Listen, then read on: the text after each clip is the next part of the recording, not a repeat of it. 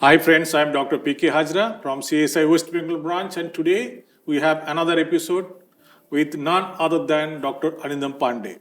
Welcome Arindam. He is our very senior consultant, my friend, and he is working as senior consultant in Medica Superspecialty Hospital. And I will ask my friend Arindam how you have started your journey in the field of intervention cardiology. Please tell us a little bit about yourself and your journey in the field of interventional cardiology. So, after finishing my residency in cardiology, I joined as an associate consultant with Professor Ravin Chakraborty in the Apollo Hospital. At that time, it used to be known as Apollo Gleneagles Hospital. Now it is known as Apollo Multispecialty Hospital. So I worked with him as a team member for around 2 years. And after 2 years, I was made consultant in Apollo Hospital. Then spending around 3 years in Apollo Hospital, I changed to Medica Superspecialty Hospital. I'm working over there for last around 8 years. So that is how my journey, small journey in intervention cardiology. I was very, sure about my field of interest when I started my MD. So I was sure that I'll be a cardiologist. So accordingly, from the MD, medicine days, my focus was on cardiology. So I used to go to the Department of Cardiology. At that time, Professor Shantanu Guho used to be the head of the Department of Medical College. I did my MD from Medical College. And I gave equal time for both cardiology and medicine at that time. And after finishing MD, I actually spent some time as senior resident in the Department of Cardiology. And then actually my interest in cardiology as well as cardiovascular intervention grew up. Meanwhile, I attended many short workshops as well as observership. One of the observership I would like to mention is the observership under Dr. Shaivalkar in Siddharth Hospital in 2016. So there I spent around 1.5 months. And my interest on more advanced structural intervention, that came from there. Okay. So as we can understand that Arindam has become a pioneer in bringing new technology, new devices, new therapy, innovative therapy in Medica Superspecialty Hospital. And he has grown in stature and figure and in size and knowledge, skill.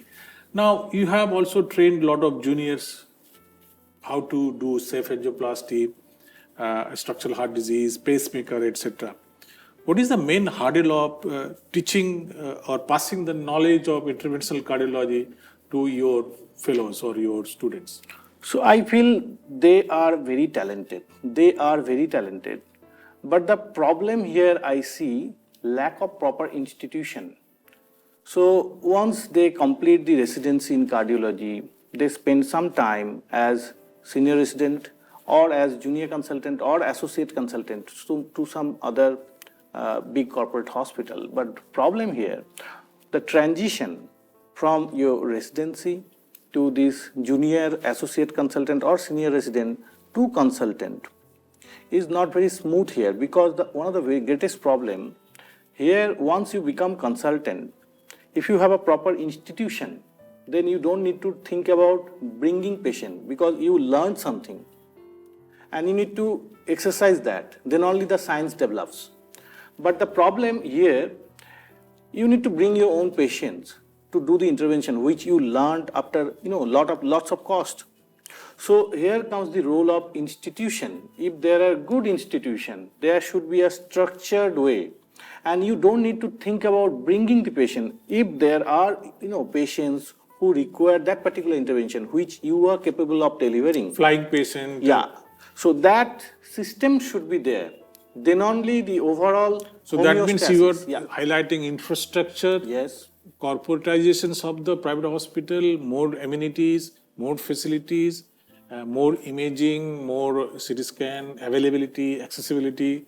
Then only it becomes much easier for the younger generation to have a passive learning from you, senior person. Yes.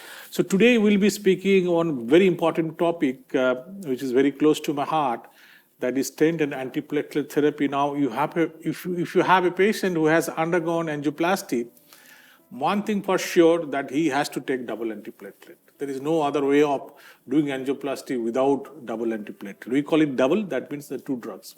So what are these 2 drugs in your mind?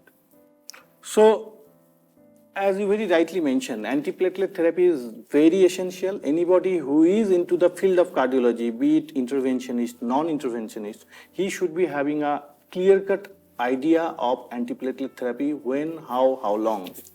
Now, as you mentioned, after angioplasty, or rather we can take it in this way, anybody who has any acute coronary syndrome, either he undergoes angioplasty, or any chronic coronary syndrome patient who undergoes angioplasty or bypass surgery, all these patients, they require double antiplatelet therapy. Now, who will benefit out of this antiplatelet therapy? So anybody who has ischemic risk, so they will benefit. So broadly, if we don't take the rarer indication, there are 3 gross indications of using this antiplatelet therapy. Now, first indication, any patient, as I mentioned, chronic coronary syndrome or CCS. Previously, they used to be stamped as stable angina, stable ischemic heart disease. Now we have changed. We all know why it was changed, because there is nothing called stable in heart. So they can have acute exacerbation in the form of acute coronary syndrome. Now, we don't have many problem with this chronic coronary syndrome antiplatelet therapy, because mostly it is single antiplatelet therapy. Now, which antiplatelet? It is mostly aspirin. Guideline also suggests that it is aspirin. Our day-to-day practice also suggests it is mostly aspirin. Now, there are situations when the patient can be allergic to aspirin or have some important side effect which preclude him to take aspirin therapy. There we actually go for other antiplatelet therapy, P2Y12 inhibitor. Mostly it is clopidogrel in chronic coronary syndrome. So this is one stable patient. Stable patient. Second group of patient who will benefit out of this antiplatelet therapy are the ischemic stroke patient, where it is not cardioembolic. So there also mostly it is single antiplatelet therapy and the choice is aspirin, though there is some data due to other indication. If clopidogrel is used, say for example, one of the trial was Capri trial, where it was shown that you are using clopidogrel, that probably has higher evidence in reducing ischemic stroke compared to aspirin. Though I don't see that in the practice of the neurologists, they mostly prefer aspirin. Now, there is probably some small evidence which suggests short course of aspirin plus ticagrelor, even in ischemic cerebrovascular accident, do have some place in the therapy. Otherwise, so you are meaning that a brain stroke patient also needs double antiplatelet. Some of them for thinner. some short duration. Short duration of blood thinner. Otherwise, it is mostly again single antiplatelet therapy. Now, as you mentioned, the cross category of patient mostly who require double antiplatelet therapy, either ACS patient or any patient who undergoes either angioplasty or bypass surgery. Now, one agent is definitely aspirin. Second agent can be any of the P2Y12 inhibitor. So there are options of clopidogrel, prasugrel, and ticagrelor. Out of these 3, probably strongest antiplatelet efficacy is seen with prasugrel. But the problem with prasugrel, as anything is very strong, so that is very hard for ischemia, that will be again hard for bleeding risk. So the cerebrovascular bleeding is higher with prasugrel, more so in some elderly population and lean and thin. So probably it is not advisable to use prasugrel in patient whose body weight is less than 60 kilo or age is more than 80. And also, probably our Indian patient, I don't know, probably they bleed little higher with prasugrel. So prasugrel is a very strong medicine, but that did not become very popular because of this limitation. So as of now, whatever evidence we are having, ticagrelor is most commonly used. Ticagrelor is most commonly used 90 milligram twice a day. And I don't think, clopidogrel is still out, but clopidogrel do have some limitation. One of the limitation of clopidogrel is the variation or the resistance pattern as per the genetic variability. Though I personally feel it is little overhyped, we do not see in our practice much, but that is always a caution note whenever we discuss about clopidogrel. So essentially or basically boils down to 3 drugs. Yes. Baby aspirin, 75 to 80 milligram. Then you have clopidogrel, 75 milligram once in a day, and ticagrelor, 90 milligram twice in a day. Prasugrel, maybe used, but definitely without knowing the angiography or because of the risk of bleeding, is not a preferred agent. So how long these antiplatelet should be continued? So this is very relevant, more so in current era. Now, there are trials which are evaluating small DAPT therapy, 1 month, 3 month, more so. There are trials which are evaluating prolonged DAPT therapy. And there is also some probable role of single antiplatelet plus low dose anticoagulant therapy in the form of 2.5 milligram rivaroxaban. Now, if we do not see, the very integrated detail of the patient, the blanket therapy, if we talk about blanket therapy, then all the guidelines they suggest DAPT has to be continued for at least 1 year, irrespective of the nature of the lesion, the type of angioplasty you perform, the type of acute coronary syndrome, whether it is unstable angina, non-stimulated myocardial infarction, or a stimulated myocardial. But that theory is being questioned now. Yes. So why it is questioned? Because all the patients, they are not same. Some of the patients who actually have very high ischemic risk. Also some group of patients, they have very high bleeding risk.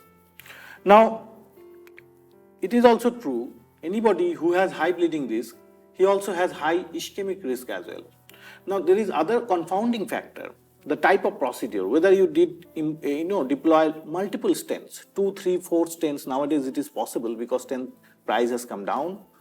The procedure hardwares are also very, very improved. Now, you have also done, say, for example, a left main angioplasty, a very critical single bifurcation, double bifurcation angioplasty, chronic total occlusion intervention. Now, one of the problem of this trial, they do not actually suggest that depending upon complexity of the procedure, antiplatelet regime should be changed. But to be honest, if you use your knowledge and common sense, probably a patient who is a simple chronic coronary syndrome patient, a tight 90% stenosis in one of the artery, you deployed a stent, which is the end result is fabulous. That patient, the ischemic risk is not very high. At the same time, someone who undergone a very complex angioplasty, LV dysfunction, that patient should be different. Now, at one end, we are trying to reduce the DAPT therapy. We do have, initially it all started with biofreedom stent, which is a polymer-free stent. Initially, the data leaders-free trial, it was published in 2016 in NEJM. First time, 1 month DAPT was shown to be non-inferior to single DAPT after 1 month compared to DAPT for prolonged duration. Then there were other trials. One of the very important trial is master DAPT trial, where 3-month DAPT therapy followed by single antiplatelet therapy, irrespective of the nature of the procedure. It was compared, it was shown that ischemic risk was equal, no change, but bleeding risk is significantly lower with single DAPT therapy. So your discussion is heading towards bleeding for prolonged DAPT. So we should adopt shorter durations. Yes. With one potent antiplatelet like ticagrelor or clopidogrel. Yes. So if you are hinting me towards bleeding, who are these people who bleeds? Yeah. So there are different scoring systems to understand who are going to bleed high. But the problem with this bleeding, scoring system, they are not very handy. You probably cannot apply them for all your patients. So what I follow in my practice. What is the most important risk factor? Yes, most important, I take 2 important history. One is any history of unexplained anemia, which resulted in blood transfusion or hospitalization. Previous bleeding. Previous bleeding. Okay. If your patient is having this history. Or any active bleeding. Say, for example, a small hemorrhoids, which is bleeding. Or unexplained polyp, ulcer, which probably you cannot tackle easily. So if your patient is having either of this, risk factor, he is a very high risk candidate for bleeding. So for them, a short or ultra short DAPT of 1 month, even now we have data with 1 month DAPT with Onyx 1, also synergy group of stents. Though the 2-week DAPT therapy with biofreedom stent, it actually failed. It failed to show similar result in terms of ischemia. Ischemia was higher. So as of now, we are having data up to 1 month DAPT. So ischemia, we are suggesting that once you have a stent, metal foreign body inside the coronary artery, before it gets endothelized, there is high chance of clot or clot or blockage of the stent, that is called stent thrombosis. Stent thrombosis. Clot formation. Yes, yes. That is devastating than the natural blockage. Yes, yes. Yeah. So carry on. Yeah. So at one end, if your patient, you should individualize your patient. If you feel that your patient is very high risk, you should try to reduce it. Up to 1 month, we do have data. 3 months is even better, but up to 1 month we are safe. Then you continue with the single antiplatelet therapy. Now, after 1 month, if you're continuing single antiplatelet therapy, I'll choose simply ticagrelor because most of the evidence is with ticagrelor. After 3 months, actually you can continue any of them. Now, there will be other group of patients who have very, say for example, recurrent events, early onset of the, events, strong family history of familial hypercholesteremia. These group of patients, yes, you need to take care of the cholesterol and all, but for them, antiplatelet therapy is equally important. So researchers, they tried to evaluate prolonged DAPT therapy. So if you're continuing with ticagrelor, aspirin plus 60 milligram twice a day ticagrelor for up to 3 years has been shown to be superior in terms of reduction of ischemic event in Pegasus trial. Now, again, another trial which is very relevant, I should mention at least one or two words regarding this trial, is the COMPASS trial. COMPASS trial also evaluated extended dual therapy. So one therapy, one of the therapy is antiplatelet with aspirin, though they tried with 100 milligram aspirin, but we can actually continue with 75. And low dose of rivaroxaban, 2.5 milligram twice a day. So this therapy is very important. In COMPASS trial, this therapy showed mortality benefit. Mortality benefit is not an easy thing to demonstrate in cardiology trials. Now what they included very high risk patients. Majority of them had MI. Good number of them were diabetic, peripheral artery disease. But if we see, now which patient will benefit out of this extended 60 milligram twice a day or ticagrelor? Which patient will benefit out of this 2.5 extended, dosing of rivaroxaban?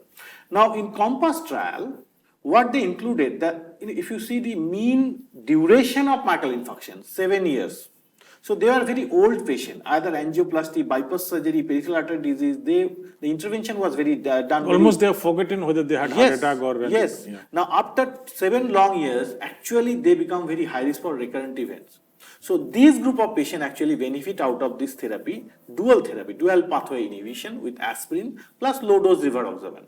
Now whereas the Pegasus team, if you see, after 1 year, you are continuing aspirin and reducing the dose of ticagrelor. So they all had history of MI 1 year back.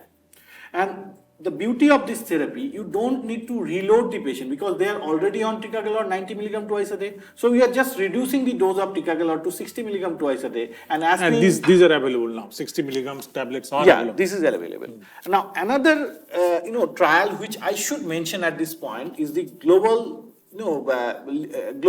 leader trial. Global leader trial is important, where actually 90 milligram twice a day ticagrelor was continued for very long duration after 1 year. So that is another therapy which is having some evidence, because if you feel after 1 year, by recommendation you are not supposed to continue DAPT. Now if you are continuing SAPT and if you feel your patient is little higher risk compared to others, as I mentioned, due to procedural complexity or due to history or risk factor. So I think it is better to continue 90 milligram twice a day of ticagrelor than aspirin 75. So that evidence is also there. So what I meant to say, antiplatelet therapy, we are having so much of knowledge. We should actually individualize all the patient, and a plan for patient A may not be good for patient B. So all patient, we have multiple options, and plan should be offered as per the background of the patient. Right. So there is a new buzzword that COVID, long COVID, COVID vaccinations. So tell me about your thoughts on these long COVIDs, and the worry or the fear or the panic has been created falsely, I would say, from Pfizer's Covishield vaccination. We all doctors got Covishield vaccination. Yes, yes. So what's your take on that, the long COVID syndrome and these thrombosis after vaccinations? So if you take my honest opinion, all the worries, they do have some point at least. During the COVID era, as you were also busy doing intervention, we did not stop ourselves. We get good number of patients who had COVID. During COVID, they had acute coronary syndrome.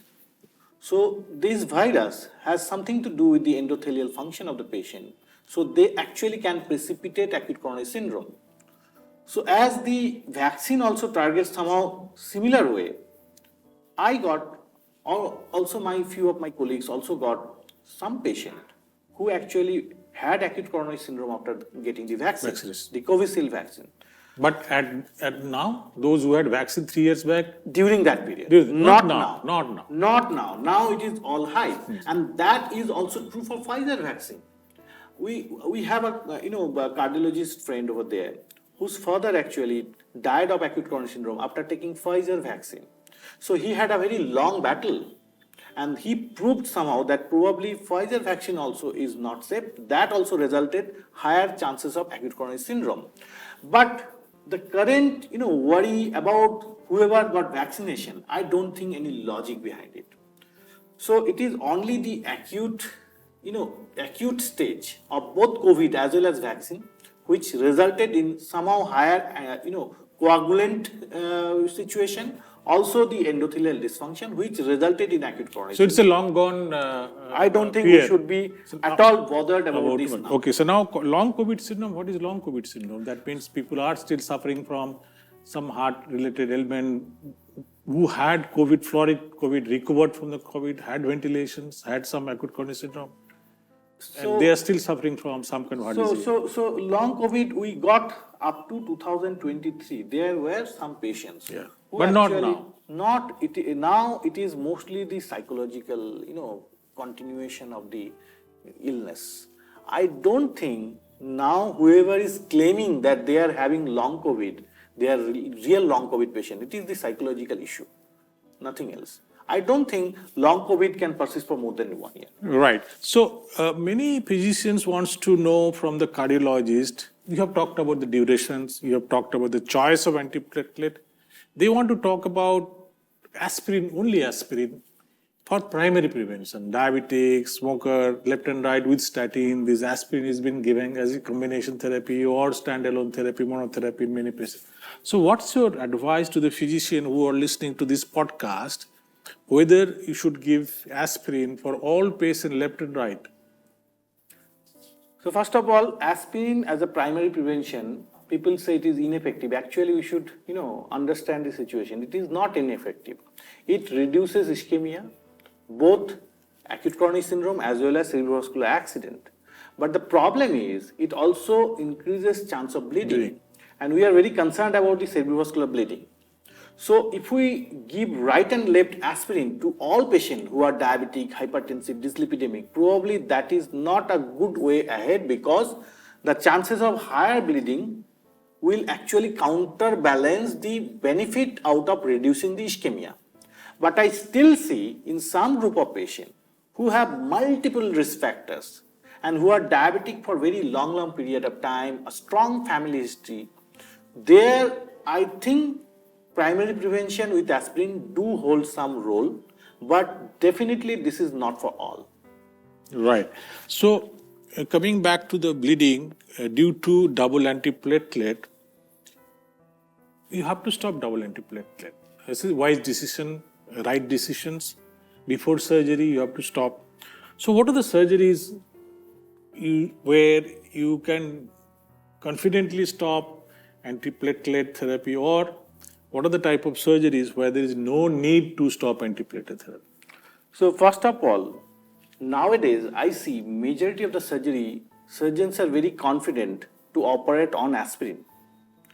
Even the bypass surgery, at one point of time, the concept was you need to stop antiplatelet therapy for 5 days, then only you go ahead with bypass surgery. Now there are clear-cut evidence which suggests that if bypass surgery is done on aspirin, the outcome is better. Now there are group of surgeries, say for example spinal surgery, urological surgery, brain surgery. Their antiplatelet has to be stopped altogether. Otherwise, most of the other surgery, including commonly done GI surgery, aspirin has to be continued. And during this, discussion, I would also like to mention one of the new antiplatelet therapy which is available in the form of Cangrelor, which is an injectable antiplatelet therapy. In this kind of situation, Cangrelor is a very ideal molecule because it can be used as a bridging therapy. What is the problem of stopping antiplatelet therapy? Problem is, if the patient is having stent or history of bypass surgery or acute coronary syndrome, then there can be recurrence of the event or stent thrombosis. So it has to be grossly stopped for 5 days. Most of the antiplatelet for aspirin, clopidogrel, ticagrelor are also 5 days. Probably prasugrel has to be stopped for 7 days. Now, if you are stopping it for 5 days, then initial period it is okay, but after 2 to 3 days, the antiplatelet efficacy goes down. The possibility of ischemia is high. So if you can bridge the time with injectable, so there is a solution. Now there is solution, and you can actually stop the cangrelor just prior to surgery, and effect is all gone, and there is the bleeding risk goes away. And once the surgery is done, once the all bleedings points are secured, then you can restart the conventional. Right. So it's no point stopping antiplatelet therapy in tooth extraction if you're extracting one tooth in the outdoor, or a cataract surgery. From our standpoint, viewpoint, it is not necessary to stop either single antiplatelet or double antiplatelet. But most of the time, it is ophthalmologist who insist, or the dentist insist on stoppage of double antiplatelet. But you can be rest assured that the bleeding risk and the thrombotic risk of dental surgery or cataract surgery, the bleeding is very minimal. I mean, you can continue if somebody needs to continue, especially after fresh stent, fresh MI, recent MI, recent SCS without stent.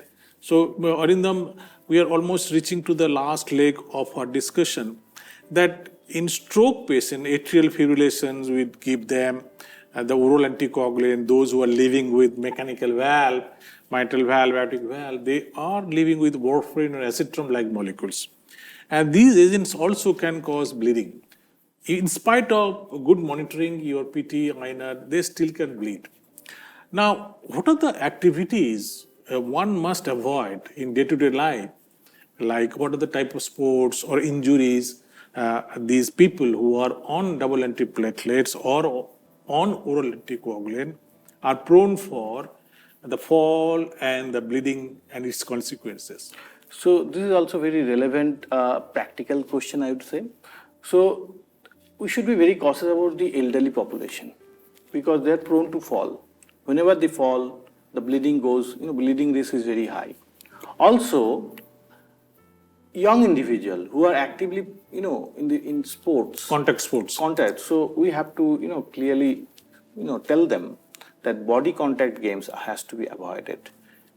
They cannot keep on playing football once they are taking either oral anticoagulant due to some, indication. Some patients, they complain of skin ecchymosis, especially fair people, almost always are very worried about the ecchymosis. Do you think this is a point of concern? It may be a point of concern with oral anticoagulation, but at the same time, there is also some skin side effects of the oral anticoagulation, which needs to be seen. It may not be due to out-of-range INR. It may be a direct side effect of the oral anticoagulation toward the skin. So, dermatologist opinion in some of the cases. Okay. So, in oral anticoagulant, you have a concern of high INR, a potential threat for future bleeding. But is it same with your aspirin or aspirin plus ticagrelor or ticagrelor antiplatelets? No, I don't think it is that much relevant for antiplatelet. They are quite safe. And generally they do not bleed commonly. Mostly it is the patient who are taking anticoagulant and mostly the conventional vitamin K antagonist, because the INR and the anticoagulated profile depends on many things. There are many food interaction, many drug interaction. So it depends on many things. So our major concern is with the vitamin K antagonist. Nowadays, except few of the specific situation, say for example, as you rightly mentioned, the mechanical heart valve or a valvular heart disease with severe mitral stenosis. These are the two situations where if it is associated with atrial fibrillation, the role of vitamin K antagonist has there. It is very important to pass this information that NOACs has to be given. These are called nuisance bleeding, and patients should not stop physician should not stop the oral anticoagulant or antiplatelet if he is on fresh stent, Yes. fresh amine, fresh acute coronary And syndrome. also you mentioned about the dental extraction. See, if you can see the bleeding, You can just compress it. You can compress, you can take care of it. Okay. So it is also has this information. It has to be also monitored. required. Yeah. It's not that unmonitored. So friends, we have learned a lot from Dr. Arindam Pande. And we have also learned a lot of newer thoughts, when, how much, how long, these blood thinners. It is a double-edged sword. If you give, there is a problem of bleeding. If it is continued unnecessarily, wrong dosage, wrong patients, and also if it is not given, also can cause havoc to the coronary arteries, the stent you have put in the form of sudden deaths, acute coronary syndrome, and stent thrombosis. So one size does not fit all, but definitely the therapies which are prescribed by intervention cardiologists like Arindam or me, we always think about the patient safety first. We do not spend much time in discussions, but it is very important to have more conversations with the family members, the patient himself. These are very essential drugs, should not be stopped whimsically, abruptly, without intervention cardiologist permissions or consultations. Now, aspirin, you can pop it up for primary prevention, for prevention of heart attack. It is a debatable topic, and if you have established heart disease like CT angio has been done, you have a lot of calcium, you have no symptom, but you have a family history of sudden cardiac death, you are a smoker, you are diabetic. Before taking aspirin, you must rule out you don't have any ulcer, you don't have ulcer in your stomach. Along with aspirin, you must take the anti-diabetic drug, control your blood pressure, lifestyle modifications, sleep well, take care of the obstructive sleep apnea, your lipid level, etc. All are important. So living longer with medicines, newer medicines, safer medicines, definitely has changed the whole game of treating patients with neurotherapy. And double antiplatelet, single antiplatelet in the form of aspirin, ticagrelor, and clopidogrel. There are so many brands available in India. These are all economic brands are available. Sometimes it's in combinations with aspirin plus clopidogrel. So far, we do not have any combinations of ticagrelor plus aspirin, but do we have a triple drug combinations like aspirin, clopidogrel, statin, etc. In future, we will have more and more information on shorter durations of double antiplatelet or single antiplatelet. For the time being, the guideline has not changed, deviated from 1 year. So once you have a heart attack or acute coronary syndrome, stent on acute coronary syndrome, STEMI, non-STEMI, it is 1 year. And if you have high bleeding risk or any soft indications or soft sign of having bleed, drop of hemoglobin, blood count, etc., you please stop, consult your cardiologist, and life will be very beautiful if you work together, if you have a mutual consent and consultations for the benefit of the patient.